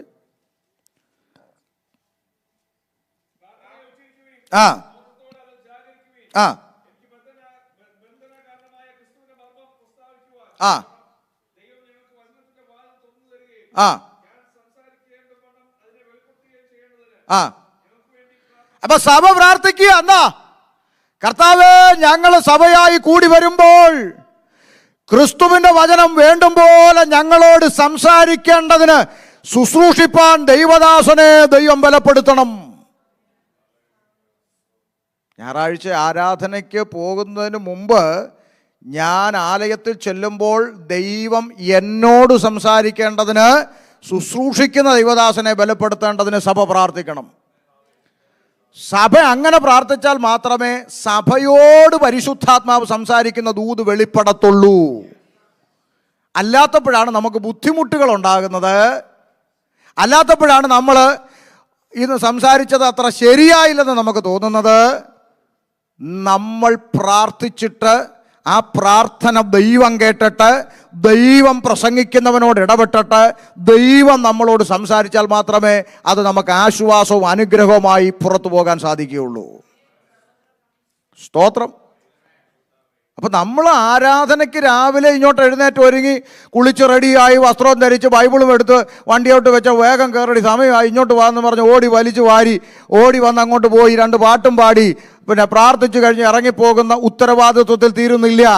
അടുത്ത ഒരാഴ്ച, അടുത്തൊരു കൂട്ടായ്മ കൂടി വരുമ്പോൾ ദൈവം എന്നോട് വ്യക്തമായി വ്യക്തിപരമായി സംസാരിക്കേണ്ടതിന്, ഇടപെടേണ്ടതിന് ദൈവം തൻ്റെ ദാസനോട് ഇടപെടണം, സംസാരിക്കണം, ബലപ്പെടുത്തണമെന്ന് പ്രാർത്ഥിച്ചു കൊണ്ടുവരുന്ന അനുഭവമാണ് ദൈവസഭ. പൗലോസ് പറയും, പൗലോസിന് കൃപയില്ലാഞ്ഞിട്ടൊന്നും അല്ലല്ലോ പറഞ്ഞത്. വേണ്ടും വണ്ണം സംസാരിക്കുവാൻ എനിക്ക് വേണ്ടി നിങ്ങൾ പ്രാർത്ഥിക്കണം. സഭയുടെ വലിയൊരു ദൗത്യമാണ്. പ്രാർത്ഥനയില്ലാതെ ഒരു സഭയും നിലനിൽക്കത്തില്ല ദൈവമക്കളെ. Price the Lord. ഇന്നിപ്പോൾ ഈ എന്താ പറയുക, ഇന്നിപ്പോൾ ഈ പ്രാർത്ഥിക്കുന്നതൊക്കെ ഒരു ചടങ്ങാണ്. എനിക്ക് ഈ ചിലതൊക്കെ അങ്ങ് കാണുമ്പോൾ ദേഷ്യവും വരും, ആത്മീയ രോഷവും വരും, സങ്കടവും വരും. പ്രാർത്ഥന എന്ന് പറഞ്ഞാൽ എന്താണെന്ന് പോലും പലർക്കും ഇപ്പോഴും, രക്ഷിക്കപ്പെട്ട് സ്നാനപ്പെട്ട് വർഷങ്ങളായിട്ട് പ്രാർത്ഥന എന്താണെന്ന് അറിയത്തില്ല. ഒറ്റ വാക്കി പറഞ്ഞാൽ അപ്പനോട് മക്കൾ ചോദിക്കുന്ന അവകാശമാണ് എന്ത് കാൺമീൻ നാം. സ്വർഗത്തിലെ ദൈവത്തെ അബ്ബാ പിതാവേ എന്ന് വിളിക്കാനുള്ള പുത്രത്വത്തിൻ്റെ ആത്മാവിനെ നമുക്ക് തന്നു. അപ്പനോട് മക്കൾ ഫോർമാലിറ്റി ഇടേണ്ട കാര്യമുണ്ടോ? പറ. മാത്യുച്ചാൻ്റെ മക്കള് അപ്പനും മക്കളും തമ്മിലുള്ള ബന്ധമാണ്. അപ്പം ഈ മോന്, കോളേജിൽ പഠിക്കുന്ന മോന് നാളെ ഒരു $100 കോളേജിൽ കൊണ്ട് കൊടുക്കണമെന്ന് അവർ ഡയറിക്കകത്ത് എഴുതി വിട്ടാൽ ഈ അപ്പനോട് മകൻ ഇത് അവതരിപ്പിക്കുന്നത് എങ്ങനെയായിരിക്കും? പറ. ഓരോ ബന്ധം, അപ്പനും മക്കളും തമ്മിലുള്ള ബന്ധത്തിൻ്റെ ആഴമനുസരിച്ചല്ലേ അവതരിപ്പിക്കുന്നതാണോ? ചില പിള്ളേർ നേരെ ഓടി വന്ന് മടിയെ കയറി ഇരുന്നേച്ചാ പറയുന്നത് പപ്പായേ അല്ലേ. ചിലരിങ്ങനെ ഗൗരവത്തിൽ വന്നിട്ട് പറയും പപ്പ എനിക്കൊരു കാര്യം. ഓരോരുത്തരെയും ബന്ധത്തിൻ്റെ ആഴമല്ലേ. അതോ ഇങ്ങനെ പറയൂ, പ്രിയപ്പെട്ട പപ്പായെ, ഇന്ന് പകൽക്കാലം പപ്പായോട് ഞാൻ അറിയിക്കുന്നത്, കഴിഞ്ഞ പകൽക്കാലം കോളേജ് വിട്ട് വന്നപ്പോൾ ടീച്ചറിൻ്റെ ഡയറിയിൽ എഴുതി വിട്ടിരിക്കുന്നു ഇന്ന് പകൽക്കാലം $100 കൊണ്ട് ചെല്ലണമെന്ന്. ആകയാൽ ഇന്ന് പകൽക്കാലം $100 തരണമെന്ന് പപ്പായോട് ഞാൻ മമ്മി മുഖാന്തരം അപേക്ഷിക്കുന്നു. എനിക്കിതൊന്നും മനസ്സിലായിട്ടില്ല ഇതുവരെ. പ്രൈസലോ. ഒത്തിരി ഒന്നും പറയുന്നതിലല്ല. പപ്പ എനിക്ക് ആരാ ഉള്ളേ ഒന്ന് ചിന്തിച്ചേ. ഞാൻ വേറെ ആരെടുത്ത് പോയി ചോദിക്കാനാ? ഞാൻ വേറെ ആരെടുത്ത് പോയി ചോദിക്കാനാ? എനിക്ക് ഇങ്ങോട്ട് തരണം. അവകാശത്തിൻ്റെ ആഴം അന്നേരം വെളിപ്പെടുന്നത്. പ്രൈസലോ. ചിലത് അപ്പം തരൂല. 16 വയസ്സുള്ള മോൻ നിന്നുകൊണ്ട് മധുജാനോട് ഒറ്റക്കാലം നിൽക്കുക, എനിക്ക് കാറ് മേടിച്ച് തരണം. കാറ് മേടിച്ച്, ഇവിടെ എല്ലാവർക്കും കാറുണ്ട്, എനിക്ക് കാറ് മേടിച്ച് തരണം. ചിലപ്പോൾ 9 കാറ് മേടിച്ച് കൊടുക്കാനുള്ള ആസ്തി ചിലപ്പോൾ അപ്പൻ ഉണ്ടായിരിക്കുമെന്ന് ഇരിക്കട്ടെ. കൊടുക്കുവോ? പറ നിങ്ങൾ. കൊടുക്കും. ഇങ്ങനാണോ അപ്പൻ? ഒരു കാറ് ചോദിച്ചേച്ച് അക്കൗണ്ടിൽ പൈസയും കൂട്ടിയിട്ട് ഉള്ളി നടക്കുക. ഒരു മോൻ ഒരു കാറ് കൊടുക്കാത്തത് സ്നേഹക്കുറവുകൊണ്ടാണോ? പറ. കാറ് കൊടുക്കും. പക്ഷേ അപ്പനൊരു ബോധ്യമുണ്ട്, അവൻ ഇപ്പോൾ ഇത് ആവശ്യമില്ല. അവൻ ആവശ്യമുള്ളൊരു സമയം വരുമ്പോൾ അവൻ ചോദിച്ചില്ലേലും അപ്പം കൊടുക്കും. പ്രാർത്ഥനയുടെ റിസൾട്ട് അങ്ങനെ. നമ്മൾ ചോദിക്കുന്ന എല്ലാത്തിനും ഒപ്പിട്ട് സാങ്ഷനാക്കി തരാനിരിക്കുന്ന പുള്ളിയല്ല ദൈവം. നമുക്ക് എന്താവശ്യമുണ്ട് എന്താവശ്യമില്ലെന്ന് അറിയുന്ന സ്വർഗത്തിലെ പിതാവ് നമ്മുടെ ആവശ്യം ന്യായമാണോ എന്ന് പരിശോധിച്ചിട്ട് അത് നമുക്കിപ്പം ആവശ്യമാണെന്ന് ദൈവത്തിന് തോന്നിയാൽ ദൈവം അത് തരും. സ്തോത്രം. ഞാൻ ശുശ്രൂഷയ്ക്കിറങ്ങിയ ആദ്യകാലം ഒരു 2 വീലർ ഉണ്ടായിരുന്നു. ആ 2 വീലറിൽ എൻ്റെ ഭാര്യ പുറകിൽ കൈക്കുഞ്ഞിനെ പിടിച്ചുകൊണ്ടിരിക്കുന്നു. അതിൻ്റെ പുറകിലെ ക്യാരിയറിൻ്റെ അകത്ത് ഗ്യാസ് കുറ്റി, നമ്മുടെ നാട്ടിലെ ഗ്യാസ് കുറ്റി വെച്ച് കെട്ടി, കയറിട്ട് കെട്ടി, പിന്നെ ഫ്രണ്ടിൽ ഒരു ബാഗിൻ്റെ അകത്ത് കുറേ തുണിയൊക്കെ ആയിട്ട് കൊല്ലത്ത് നിന്ന് 60-65 കിലോമീറ്റർ യാത്ര ചെയ്ത് തിരുവനന്തപുരത്തേക്ക് ഇങ്ങനെ പോകും. മീറ്റിങ്ങുകൾക്കും പ്രാർത്ഥന നടത്താൻ. അന്ന് കുറച്ച് കാലം തിരുവനന്തപുരത്ത് ഒരു സഭാ ചാർജിൽ ഇരുന്നിട്ടുണ്ട്. അപ്പോൾ കൊല്ലത്തുനിന്ന് പോയി ആരാധന നടത്തും. നല്ലൊരു മഴ വീണ സമയത്ത് ഈ കൈക്കുഞ്ഞുമായിട്ട് കയറി നിൽക്കാൻ ഒരു കടത്തിണ്ണ അപ്പുറം ഇപ്പുറം നോക്കിയിട്ട് കാണാതെ ബൈക്കല്ലയോ ഓടിച്ച് അങ്ങോട്ടും ഇങ്ങോട്ടും നോക്കിയാൽ വന്നപ്പോഴത്തേക്ക് മഴ കംപ്ലീറ്റ് നനഞ്ഞു. അന്നേരമൊക്കെ ഭയങ്കരമായിട്ട് ഈ കുഞ്ഞിങ്ങനെ പറക്കുകയല്ലേ, കൈക്കുഞ്ഞിങ്ങനെ പറയ്ക്കും, ഭയങ്കര മഴ. അപ്പോഴൊക്കെ തോന്നും എൻ്റെ ദൈവമേ ഒരു വണ്ടിയൊക്കെ തരാറായില്ലയോ? തന്നോ? തന്നില്ലെന്ന്. കാലം എത്ര ആ ബൈക്കിൻ്റെ അകത്ത് സഞ്ചരിച്ചു. അതുകൊണ്ട് ദൈവത്തിന് എന്നോട് സ്നേഹമില്ലാഞ്ഞിട്ടാണോ? അല്ലെന്ന്. നമുക്ക് വേണ്ടുന്ന ഭൗതിക മേഖലയിൽ വേണ്ടുന്ന കാര്യങ്ങളൊക്കെ എപ്പോൾ തരണം, എങ്ങനെ തരണം എന്നുള്ള കാര്യങ്ങളൊക്കെ നമ്മളിവിടെ നിന്ന് ചിന്തിച്ചിങ്ങനെ നക്ഷത്രം ഇടുന്നതിനേക്കാളും നന്നായി ചിന്തിക്കുന്ന ഒരു ദൈവമാണ് നമുക്ക് സ്വർഗത്തിലുള്ളത്. അപ്പോൾ നമ്മളിവിടെ നിന്ന് വിചാരിക്കുന്നത് ഞാനിങ്ങനെ അങ്ങോട്ട് വിറപ്പിച്ച് പ്രാർത്ഥിക്കുന്നതിലാണ് ദൈവം. അങ്ങനെയൊന്നുമില്ല. പ്രാർത്ഥന നമ്മൾ നിഷ്കളങ്കമായി പറയുക, എൻ്റെ കർത്താവേ ഞാൻ അഭിമുഖീകരിക്കുന്ന പ്രശ്നം നീ അറിയുന്നു, എനിക്ക് വേറെ ആരുമില്ല അപ്പാ. എന്തുവാ അത് അല്ലേ? ആ ഒരു ബന്ധത്തിൽ നമ്മൾ ഇങ്ങനെ അങ്ങോട്ട് പൊട്ടിച്ച് വിട്ട പോലെ ഇങ്ങനെ ഇരിക്കുന്നതാണ്. അവിടെ അതിനേക്കാൾ വലിയ രസം ഈ പ്രാർത്ഥിക്കുന്നതിന് പലതിനും സുബോധം. നിങ്ങൾക്കറിയാം, ഞാൻ ഇനി പറയുന്ന കാര്യങ്ങൾ ചിലപ്പോൾ നിങ്ങൾ ഇപ്പോഴായിരിക്കും ശ്രദ്ധിക്കുന്നതെന്ന് എനിക്ക് തോന്നുന്നു. എന്നാൽ ഇനി നിങ്ങൾ ശ്രദ്ധിച്ചോ. ഒരു ഭാഷ ഒരിക്കൽ പറഞ്ഞു, ദേശത്തിൻ്റെ വിടുതലിനായിട്ട് നമുക്ക് പ്രാർത്ഥിക്കാം. ദുഷ്ടൻ്റെ അധീനതയിൽ നിന്ന് ജനം വിടുവിക്കപ്പെടണം, ആലയത്തിൽ ആൾ വരണം, പ്രാർത്ഥിക്കാം, എല്ലാവരും പ്രാർത്ഥിച്ചോളാൻ പറഞ്ഞു. പ്രാർത്ഥിച്ചു. ഉടനെ ഒരു അമ്മാമ്മയോട് പ്രാർത്ഥിക്കാം. അമ്മാമ്മ അങ്ങോട്ട് താവേ സ്വോത്ര സ്വോത്ര സ്വോത്ര ഞങ്ങൾ ഒരുമിച്ച് ദൈവങ്ങളിലേക്ക് പ്രാർത്ഥിക്കുന്നു. ദുഷ്ടനായ കർത്താവേ, ശത്രുവായ കർത്താവേ, ദേശത്തെ മുടിച്ചു ഭരിക്കുന്ന കർത്താവേ. എല്ലാം മനസ്സിലായോ? എല്ലാം മനസ്സിലായോ? ദുഷ്ടനായ കർത്താവ്, ദേശത്തെ മുടിച്ച് ഭരിക്കുന്ന. എന്താ ഈ പറയുന്നത്? കൊരിന്ത് ലേഖനത്തിൽ പൗലോസ് എഴുതി വച്ചിരിക്കുകയാണ്, ദൈവാത്മാവിൽ ഉള്ളവരാരും അവനെ ശപിക്കില്ല. അപ്പൊ അമ്മാമ്മയുടെ ആത്മാവ് ഏതായിരുന്നു? പറ. അന്യഭാഷ കേട്ടപ്പോൾ നമ്മൾ വിചാരിച്ചത് പരിശുദ്ധാത്മാവാണെന്നോ. സുബോധമില്ല, അകത്തിരുന്നുകൊണ്ട് നിങ്ങൾ അങ്ങനെ എത്ര എണ്ണം. പെട്ടെന്നൊരു മെസ്സേജ് വന്നു, നമ്മുടെ സഭയിലെ സൂസി പിന്നെ ഡെലിവറിക്കായിട്ട് ഓപ്പറേഷൻ തിയേറ്ററിലാന്ന് ഒരാളൊന്ന് പ്രാർത്ഥിച്ച്, കർത്താവേ സൂസമ്മയ്ക്കായി ഞങ്ങൾ പ്രാർത്ഥിക്കുന്നു, ഓപ്പറേഷൻ തിയേറ്ററിലായിരിക്കുന്ന കർത്താവേ, പ്രസവത്തിനായി കിടക്കുന്ന കർത്താവേ. എത്ര വട്ടം കേട്ടിട്ടുണ്ട് കർത്താവ് പ്രസവിക്കാൻ കിടക്കുകയെന്ന്, പ്രസവത്തിനായി കിടക്കുന്ന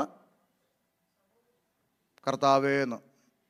അപ്പം ഈ വിഷയം എന്താണെന്ന് വെച്ചാൽ, ഈ എക്സ്പ്രസ് പോലെ പോകുമ്പോൾ അടുത്ത വാക്ക് കിട്ടാതെ വരുമ്പോൾ ഗ്യാപ്പ് ഫില്ല് ചെയ്യാൻ വേണ്ടി ഇടയ്ക്ക് ആരെ കയറ്റുന്ന? എന്തിനാ ഇതിൻ്റെ ആവശ്യം? ശാന്തമായി പറഞ്ഞുകൂടെ, കർത്താവ് ഞങ്ങളുടെ പ്രിയ സഹോദരി ഇന്ന അവസ്ഥയിൽ കിടക്കുന്നു, സ്വർഗത്തിൽ ദൈവം അങ്ങനെ പറഞ്ഞാൽ കർത്താവ് ഓ ഇത് പോരാ അങ്ങനെ പറയൂ? അപ്പോൾ ആ ബന്ധത്തിൻ്റെ ആഴം. നമ്മൾ ചുമ്മാ എന്തെങ്കിലും പ്രാർത്ഥിക്കുന്നില്ല, പ്രാർത്ഥന. Price the Lord. ബന്ധത്തിൻ്റെ ആഴം അനുസരിച്ചാണ് നമ്മൾ പ്രാർത്ഥിക്കുന്നത്. അപ്പനോട് മക്കൾ ചോദിക്കുന്ന അവകാശമാണ് പ്രാർത്ഥന.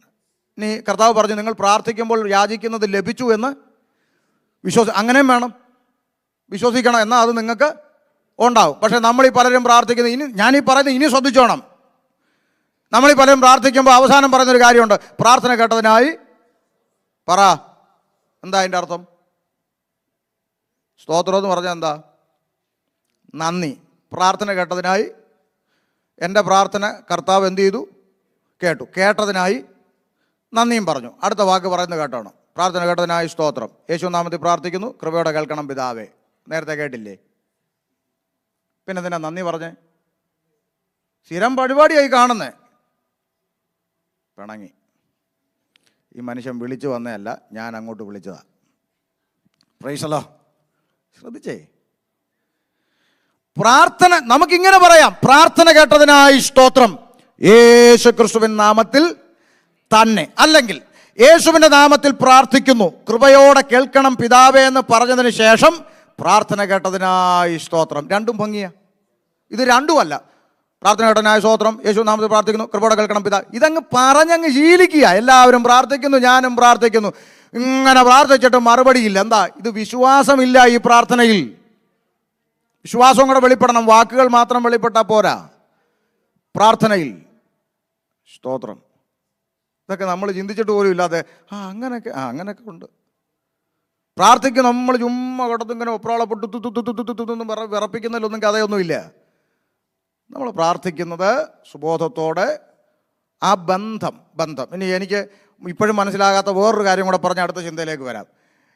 പിന്നെ ഈ നമ്മുടെ ബീജാനെ തന്നെ എടുക്കാം. ബീജാനും മോനും, അപ്പനും മോനും ഉണ്ട്. ഓക്കെ, ഈ അപ്പൻ ഈ മോനോട് മിണ്ടൂല.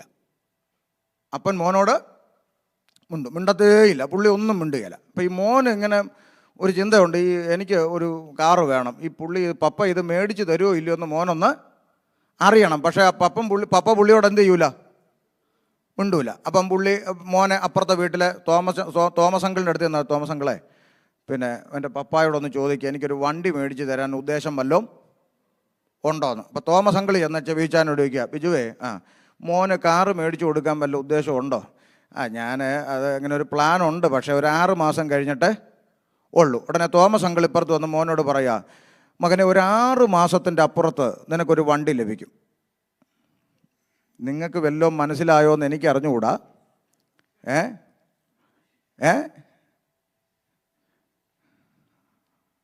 പുത്രത്വത്തിൻ്റെ ആത്മാവിനെ അവൻ നമുക്ക് തന്നു.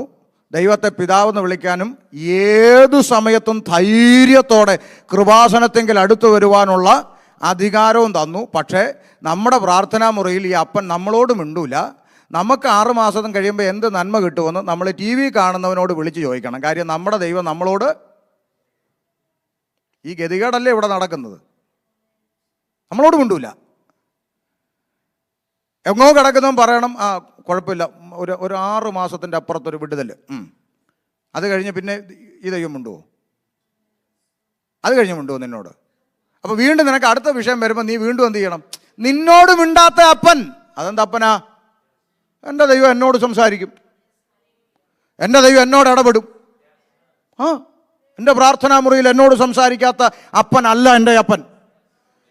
ഇനി ഈ ബിജുച്ചാൻ എന്ന് പറയുന്ന അപ്പൻ ഈ മോനോട് ഞാൻ അവനോട് മിണ്ടൂല എന്നൊരു തീരുമാനം, ഞാൻ അവനോട് സംസാരിക്കത്തില്ല എന്നൊരു തീരുമാനം ഈ അപ്പൻ എടുത്തിട്ടുണ്ടെങ്കിൽ അതിന് ഒരൊറ്റ കാരണമേ ഉള്ളൂ. അതിന് തക്കവണ്ണം ഒരു കുരുത്തക്കേട് അവൻ പ്രാപിച്ചിട്ടുണ്ട്. ആ കുരുത്തക്കേട് അവൻ വിട്ടുകളഞ്ഞേച്ച് പറയണം, പപ്പ ഞാൻ അങ്ങ് ചെയ്തു പോയി, പപ്പ എന്നോട് ക്ഷമിക്കണമെന്ന് പറഞ്ഞാൽ 2 കൈയും നീട്ടി ചേർത്ത് പിടിക്കും അപ്പൻ. നിന്റെ പ്രാർത്ഥനാ മുറിയിൽ നിന്നോട് ദൈവം സംസാരിക്കുന്നില്ലെങ്കിൽ ആമേൻ, നീ ഏറ്റു പറയേണ്ട വിഷയങ്ങൾ ഏറ്റു പറഞ്ഞ് ക്രമീകരിക്കപ്പെട്ട് ദൈവസന്നിധി നെടുമ്പാട് വീണാൽ ദൈവം നിന്നോട് സംസാരിക്കും. അല്ല, നിന്റെ കുറവ് അവിടെ തന്നെ വെച്ചിട്ട് നിന്നോട് പറയാനുള്ളത് ദൈവം വേറൊരുത്തനോട് പറയുമെങ്കിൽ ആ ദൈവത്തിനും എന്തോ കുഴപ്പമുണ്ട്, ആ പറയുന്നവനും എന്തോ കുഴപ്പമുണ്ട്. സ്തോത്രം. മനസ്സിലാക്കി? പ്രാർത്ഥന നമുക്ക് ഇടപെടാനുള്ള ലൈസൻസ്, ദൈവവുമായിട്ട് നമുക്ക് ഇടപെടാനുള്ള ലൈസൻസ് അല്ലേ ദൈവം നമുക്ക് തന്നേ. ഇടപെടാതെ പ്രാർത്ഥിച്ചോ? കേൾക്കാൻ ഒരുത്തൻ ഇല്ലെങ്കിൽ പ്രാർത്ഥിക്കാൻ പറയുമോ? പറ. കേൾക്കാൻ ഞാൻ തയ്യാറാന്നുള്ളതുകൊണ്ടല്ലേ ദൈവം പറഞ്ഞു നിങ്ങൾ പ്രാർത്ഥിക്കുക, നിങ്ങൾ ചോദിക്കുക. കേൾക്കാൻ കഴിയുന്നൊരു ദൈവമുണ്ട്. ഞാൻ വേഗത്തിൽ വരാം. സഭയുടെ ഉത്തരവാദിത്വം നമ്മൾ സഭയ്ക്കായി പ്രാർത്ഥിക്കേണ്ടതുണ്ട്. 3-ാമത്തെ ചിന്ത, എബ്രായ ലേഖനം 13:17. വേഗം വായിച്ചോ.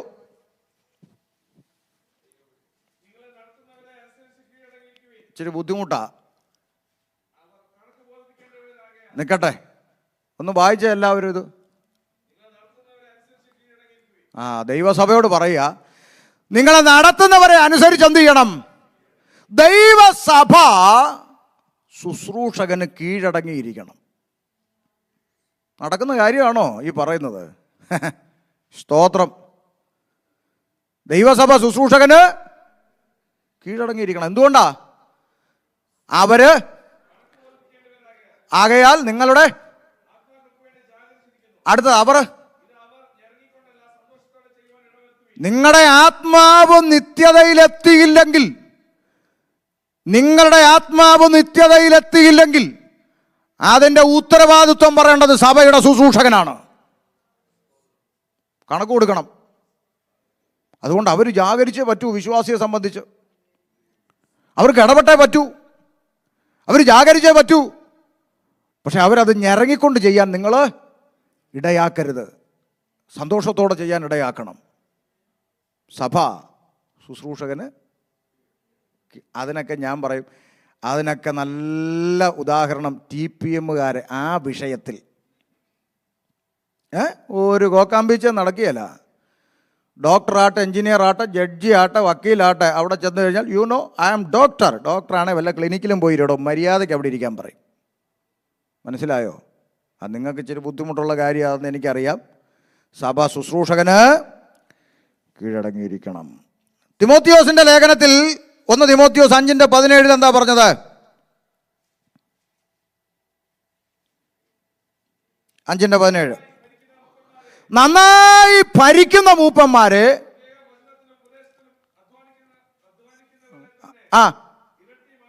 ഇരട്ടി മാന്യത പഠിക്കണം. ആർക്ക്? നന്നായി ഭരിക്കും. നമ്മളെങ്ങനെയാ പറയുന്നത്?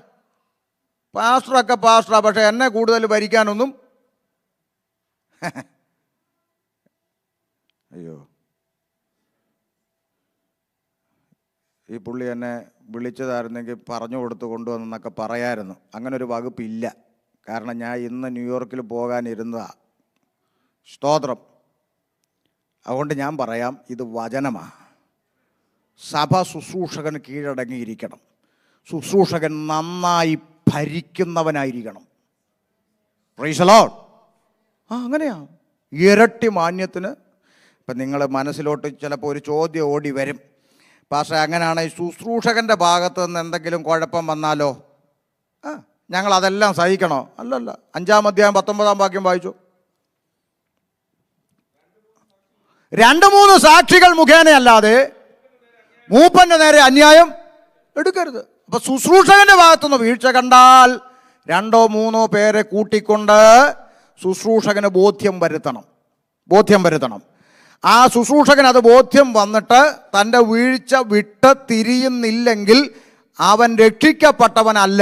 രക്ഷിക്കപ്പെടാത്തവൻ്റെ സഭയിലിരുന്ന് നീ കൈയടിച്ച് സ്വർഗരാജ്യത്തിൽ പോകാതെ നശിച്ചു പോകുന്നതിനേക്കാൾ നല്ലത് തിരുത്തപ്പെടാത്തവൻ്റെ സഭയിൽ നിന്ന് നീ മാറിപ്പോക്കോണം.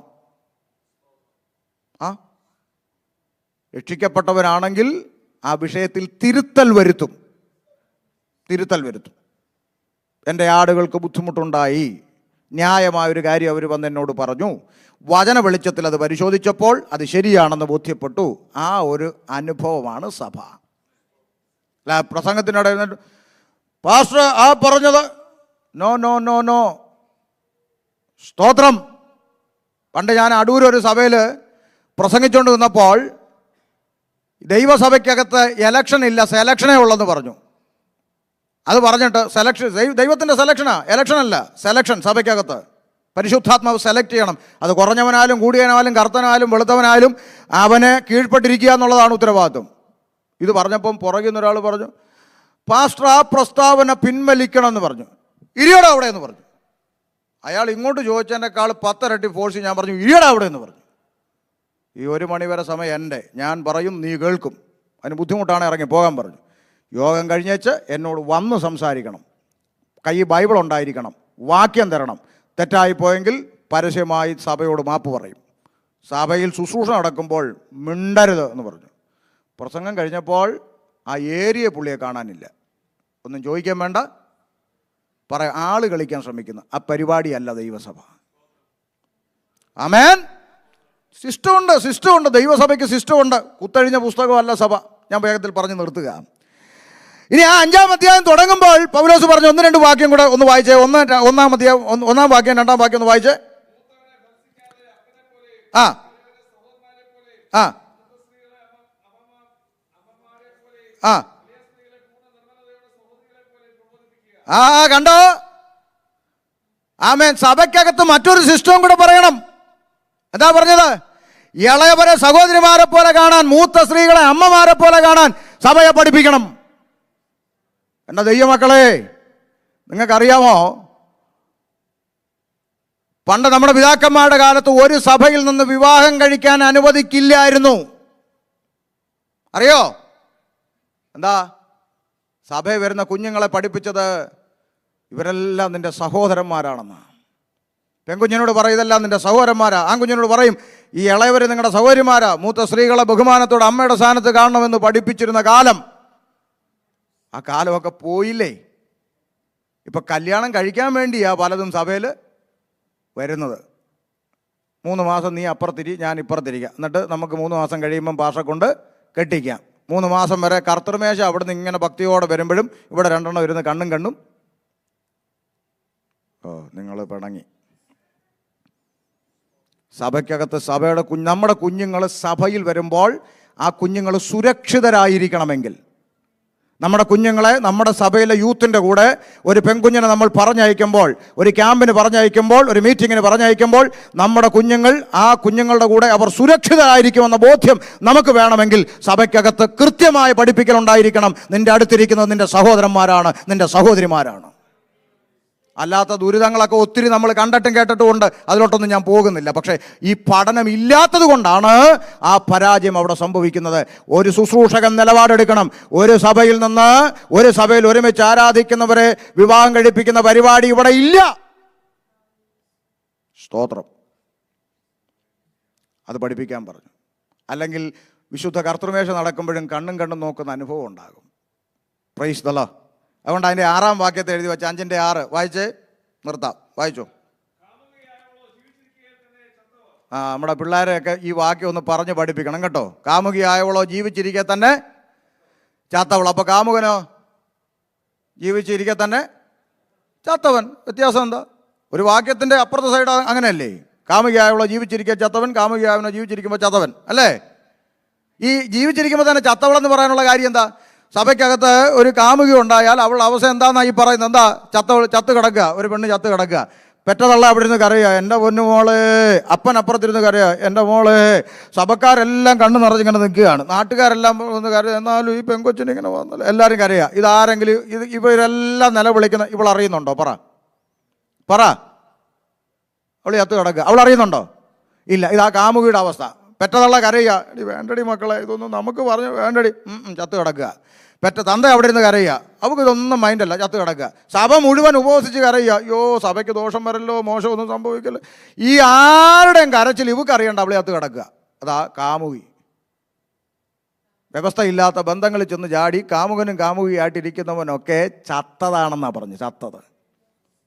സ്തോത്രം. വാക്കുകൾ വിരാമം കുറിക്കാൻ നിങ്ങൾ ആദ്യത്തെ സന്തോഷമൊന്നും ഇപ്പോൾ കാണുന്നില്ല, അതുകൊണ്ട് വേഗത്തിൽ ഞാനങ്ങ് അവസാനിപ്പിക്കാനായിട്ട് ചിന്തിക്കുകയാണ്.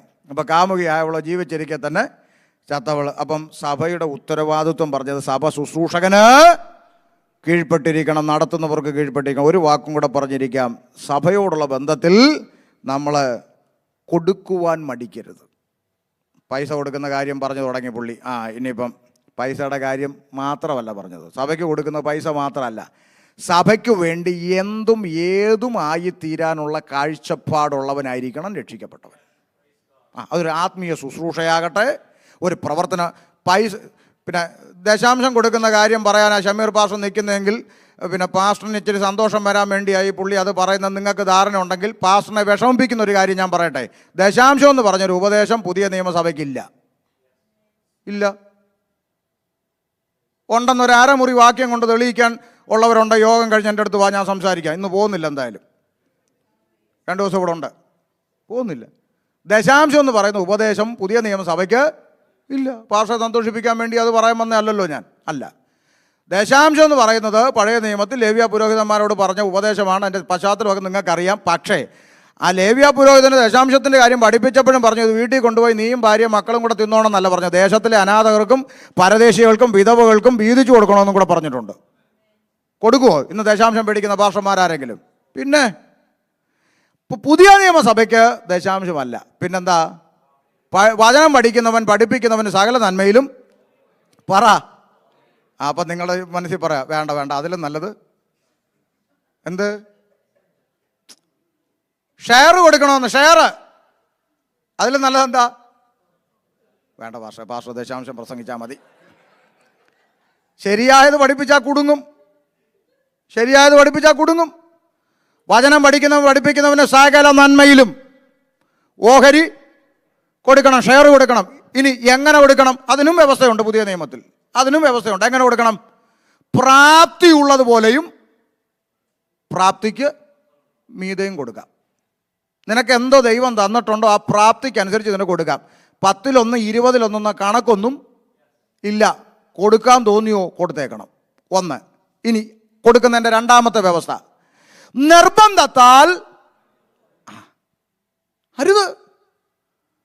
നമ്മുടെ ബിൽഡിങ്ങിൻ്റെ പ്രോജക്റ്റിലേക്ക് തോമസ് കുട്ടിച്ചായൻ ഒന്നും തന്നിട്ടില്ല. ഈ പരിപാടി പാടില്ല. നിർബന്ധത്താൽ അരുത്. മനസ്സോടെ കൊടുക്കുന്നവനെ ദൈവം സ്നേഹിക്കുന്നു. വ്യവസ്ഥയാ പറഞ്ഞേ. ആമേൻ. അവനവന് പ്രാപ്തിയുള്ള പോലെ കൊടുക്കണം, മനസ്സോടെ കൊടുക്കണം, നിർബന്ധത്താൽ അരുത്. പലിശക്കെടുത്ത് കൊടുക്കാനും വ്യവസ്ഥയില്ല.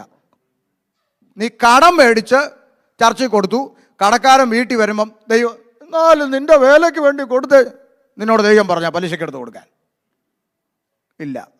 പ്രാപ്തിയുള്ളതുപോലെ നീ കൊടുക്ക്, മനസ്സോടെ കൊടുക്ക്. പ്രാപ്തിക്ക് മീതെ ഉണ്ടോ കൊടുക്ക്. കണക്ക് വെച്ചല്ല ദൈവവേലയ്ക്ക് കൊടുക്കേണ്ടത്. പക്ഷേ നമ്മൾ രക്ഷപ്പെട്ട് കിടക്കുന്നത് ദശാംശം എന്ന് പറഞ്ഞൊരു സാധനം ഉള്ളത് കൊണ്ട് നമ്മൾ രക്ഷപ്പെട്ട് കിടക്കുക. 10-1 കൊടുത്താൽ മതിയല്ലോ. അതുകൊണ്ട് സന്തോഷം, നിങ്ങൾക്കും സന്തോഷം, നമുക്കും സന്തോഷം. ഇവിടെ ഓഹരിയൊക്കെ കൊടുക്കണമെന്ന് പഠിപ്പിച്ചാൽ ഇമ്മണി വലയും. അതിന് വേറെ വാക്യങ്ങളും വ്യവസ്ഥകളും ഒക്കെ ഉണ്ട്. അതൊക്കെ പഠിപ്പിച്ചാൽ ഇച്ചിരി വിഷമിക്കും. ആഴ്ചയിൽ ചരതിച്ച് വെക്കേണ്ടതിനെക്കുറിച്ച് എഴുതിയിട്ടുണ്ട്, അതും പറഞ്ഞാൽ വിഷമിക്കും. ഇതൊന്നും പറയുന്നില്ല. പകരം മനസ്സോടെ കർത്താവിൻ്റെ വേലയ്ക്ക് കൊടുക്കുക. സഭയുടെ ഉത്തരവാദിത്തങ്ങളുണ്ട്. ഇനിയും ഉണ്ട് സഭയുടെ ഉത്തരവാദിത്വം. സമയം അവിടെ കാണാവുന്നതുകൊണ്ട് താൽക്കാലികമായി നിർത്തുന്നു. സഭയുടെ ഉത്തരവാദിത്വം ദൈവസ്നേഹം അല്ലേ? സഭയുടെ ഉത്തരവാദിത്വം തമ്മിൽ സ്നേഹിക്കണം. ഒരു വാക്ക് പറഞ്ഞിരിക്കാം. യോഹന്നാൻ തൻ്റെ ലേഖനത്തിൽ ഇങ്ങനെ പറഞ്ഞു, സഹോദരനെ പകയ്ക്കുന്നവനെല്ലാം കൊലപാതകനാണ്. അതിന് ചേർത്ത് ഒരു വാക്കും കൂടെ പറഞ്ഞു, യാതൊരു കൊലപാതകനും നിത്യജീവൻ ഉള്ളിൽ വസിച്ചിരിപ്പില്ല എന്ന് നിങ്ങൾ അറിയുന്നുവല്ലോ. അപ്പോൾ ഒരു ക്വസ്റ്റ്യൻ പറഞ്ഞു ഇരിക്കുക. നിത്യജീവൻ ഇല്ലാത്തവൾ കാഹളം ധ്വനിച്ചാൽ പറക്കുവോ ഇല്ലയോ? പറ. നിത്യജീവൻ ഉണ്ടെങ്കിൽ നിത്യതയെ കർത്താവിനോട് കഴിക്കുക, നിത്യജീവൻ ഇല്ലെങ്കിൽ നിത്യമരണത്തിൽ കിടക്കാം. നിത്യജീവൻ ഇല്ലെങ്കിൽ കർത്താവിനോട് കൂടെ പോകുമെന്നാ ചോദിച്ച പറ.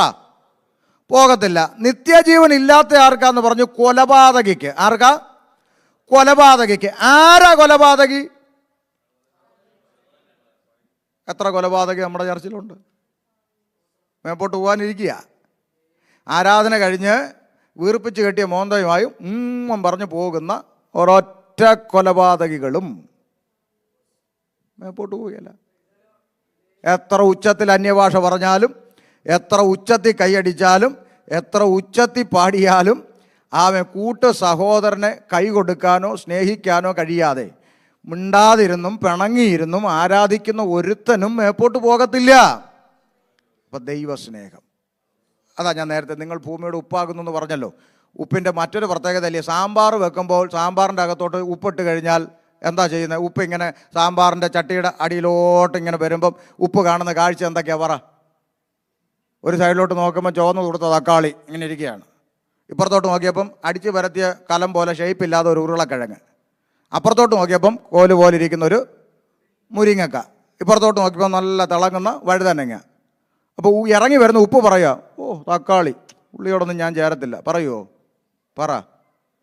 ഇല്ല. ഏതെടുത്ത് കടിച്ചു നോക്കിയാലും ഉപ്പ് കാണും. ദൈവസ്നേഹത്തിൽ അലിഞ്ഞു ചേരുക എന്നുള്ളതാണ്.